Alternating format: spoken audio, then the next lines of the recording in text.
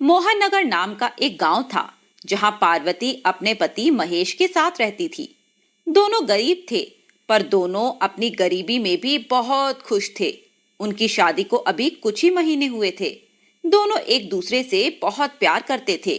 Mahesh auto rickshaw चलाता था और पार्वती एक सेठ के घर पर काम करती थी। पूरे गांव वाले दोनों को देखकर बहुत जलते थे, क्योंकि जब कभी भी महेश को अपने काम से फुर्सत मिलती, वो पार्वती को नदी किनारे घुमाने ले जाता था। दोनों नदी के किनारे देर तक बैठे रहते और फिर घूमकर घर वापस आ जाते थे। यहाँ नदी किनारे आकर मन को बहुत शांति मिलती है। बिल्कुल ठीक कहती हो तुम पार्वती। एक तो यहाँ का वातावरण और दूसरा तुम्हारा साथ। दोनों घूमकर वापस आ रहे थे कि तभी कुछ गांव वाले उन्हें देखकर बातें बनाने लगते हैं।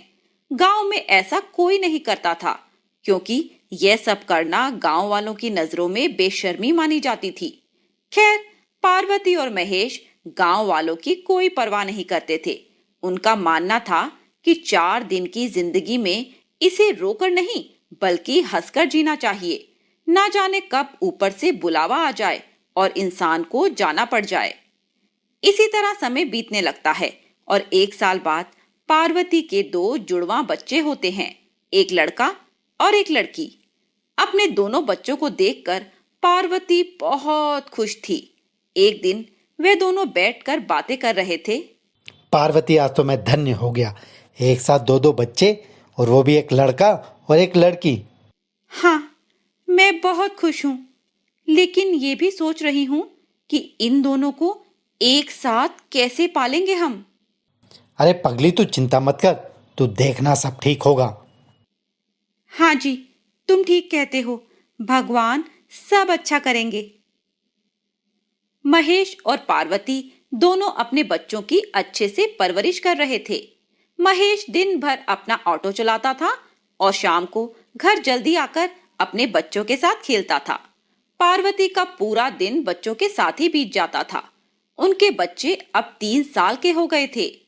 महेश और पार्वती आपस में बातें कर रहे थे कि इतने में बाहर से आवाज आती है। अरे महेश भैया, आज काम पर नहीं जाना क्या? हाँ भैया, अभी आया। सुनो जी, अपना ख्याल रखना। आज मौसम भी खराब लग रहा है और मेरा मन भी जरा सा घबरा रहा है। तुम जल्दी घर लौट आना। मैं कैसे इन दोनों को अकेले संभालूंगी। हाँ हाँ, तू चिंता मत कर। अब तो मुझे और भी ज्यादा मेहनत करनी पड़ेगी। समय से लौट आऊंगा। अच्छा, मैं चलता हूँ।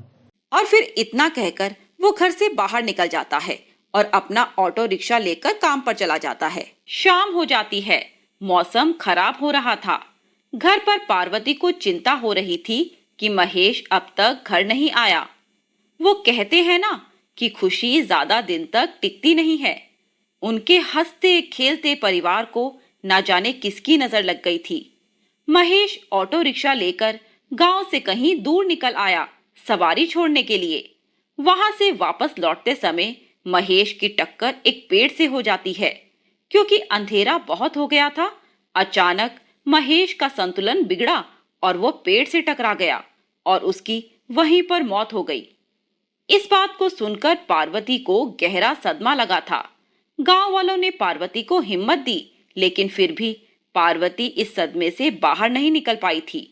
वो तो जैसे पागल सी हो गई थी। वह अपने बच्चों को भी भूल बैठी थी। वो बेचारे रोते रहते, लेकिन पार्वती पर कोई असर नहीं पड़ता था। बस वह एक जगह बैठकर दरवाजे की तरफ देखती रहती थी। उसे लगता था कि महेश अब भी जिंदा है और वो लौटकर उसके पास जरूर आएगा। गांव वालों से उसकी ये हालत देखी नहीं जा रही थी। इस बात को 5 साल गुजर गए, लेकिन आज भी पार्वती का वही हाल था। उसके बच्चे अब बड़े हो चुके थे। गांव वालों ने उन्हें पाला पोसा था। एक बार की बात है, पार्वती का बेटा, जिसका नाम बबलू था, वह अपनी बहन गुड़िया से कहता है। गुड़िया, देख तो, माँ कुछ बोलती नहीं, बस एक जगह पर बैठी रहती है और न जाने किसकी राह देखती रहती है। हाँ भैया, तुम सही कह रहे हो। मुझसे तो माँ की ये हालत देखी नहीं जाती। माँ के होते हुए भी हम अनाथ की तरह जी रहे हैं। अरे मेरी प्यारी बहन, हम दोनों कहाँ अनाथ है? तू मेरे साथ है और मैं तेरे साथ।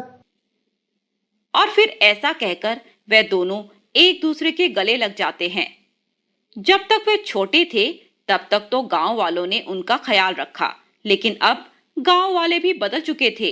अब सब अपने अपने कामों में लगे रहते थे, उन्हें कोई देखने वाला नहीं था। अब तो उन दोनों को खाने पीने की भी दिक्कत होने लगी थी। बबलू और गुड़िया कई दिनों तक भूखे रहते थे और फिर जब उनकी हालत बहुत ज्यादा खराब हो जाती तो गांव का कोई न कोई आदमी उन्हें अपने घर का जूठा और बासी खाना दे जाता था और वह दोनों उसी खाने को खा लेते थे।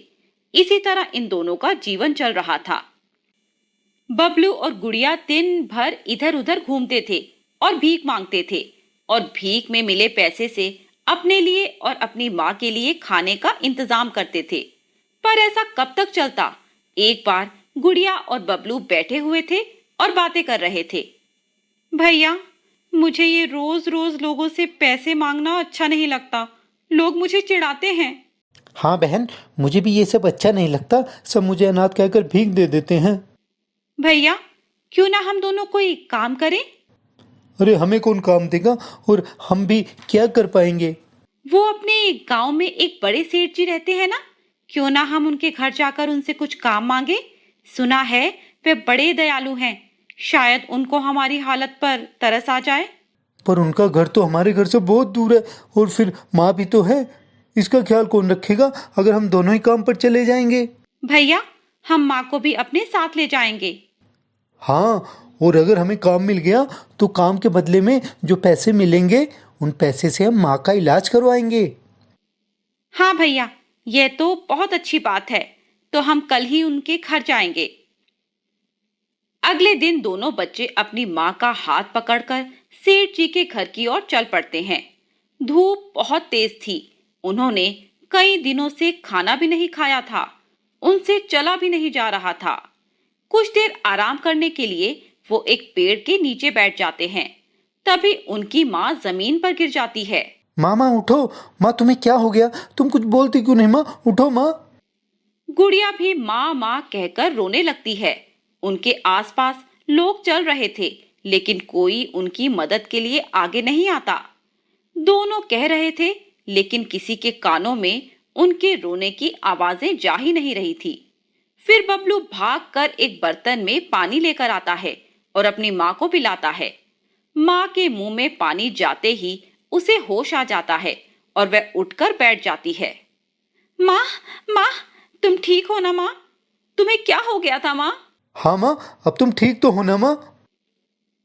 लेकिन उन दोनों की बातों का उनकी माँ पर कोई असर नहीं पड़ रहा था। वो तो बस उन्हें चुपचाप देख रही थी। कुछ दूर चलने के बाद उन्हें सेठ जी का घर दिखता है।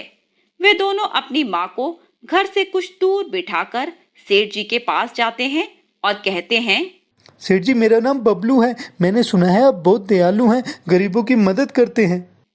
हाँ सेठ जी, हमें अपने घर में कोई काम दे दो। हम बहुत गरीब हैं सेठ जी, और माँ के होते हुए हम अनाथों की तरह रहते हैं। सेठ जी, कोई काम दे दो, आपका बहुत भला होगा। सेठ जी, हमारी माँ बहुत बीमार है, हमें उसका इलाज करवाना है। कोई काम दे दो सेठ जी, हम आपको कभी शिकायत का कोई मौका नहीं देंगे। सेठ जी को उन दोनों पर दया आ जाती है और वो उन्हें अपने घर पर काम दे देते हैं। दोनों बहुत मन लगाकर काम करते हैं।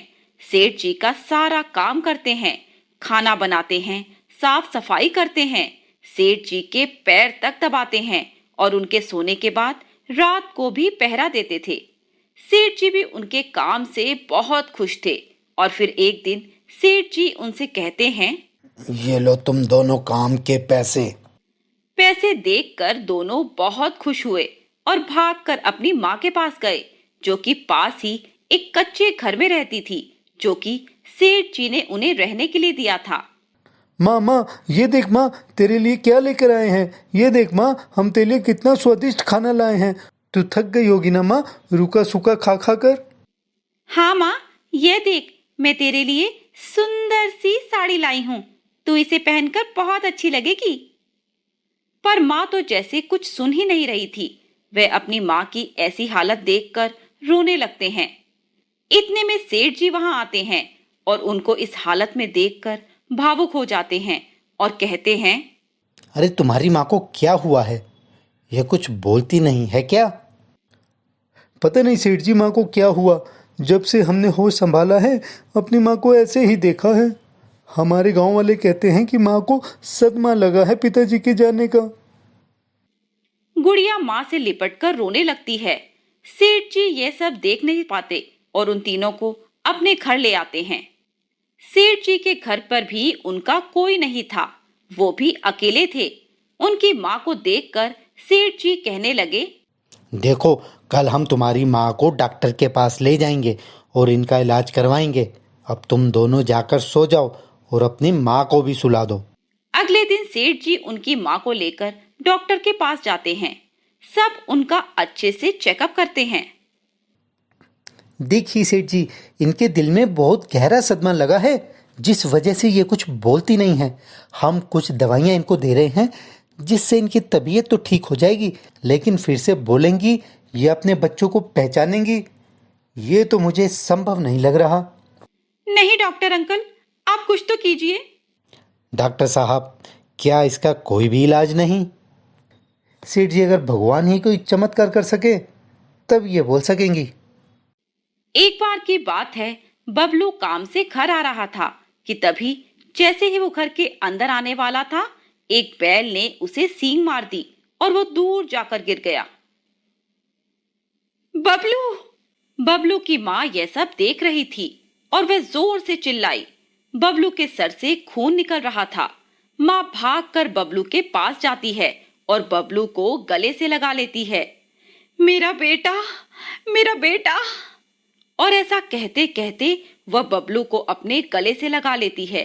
लगता है इस हादसे को देखकर उसकी याददाश्त वापस आ गई थी और वह जोर जोर से रोने लगी। गुड़िया भी भागकर माँ के पास आती है और माँ ने उसे भी अपने गले से लगा लिया। माँ को रोता देखकर दोनों बच्चे माँ से लिपट गए और फिर तीनों रोने लगे। माँ तू ठीक हो गई? तू हमें पहचान गई? हाँ मेरी बच्ची, मैं ठीक हो गई। तू जा, जल्दी डॉक्टर को ले आ, देख इसे कितनी चोट लगी है। अरे नहीं माँ, मैं ठीक हूँ, थोड़ी सी चोट ही तो आई है, तू ठीक हो गई माँ। तेरे होते हुए भी हमें अनाथों की तरह जीवन जिया है माँ। पर माँ अब तो ठीक हो गई है, अब हमें कोई अनाथ नहीं कहेगा ना माँ। हाँ मेरे बच्चों। और फिर वह दोनों बच्चों को गले लगा लेती है।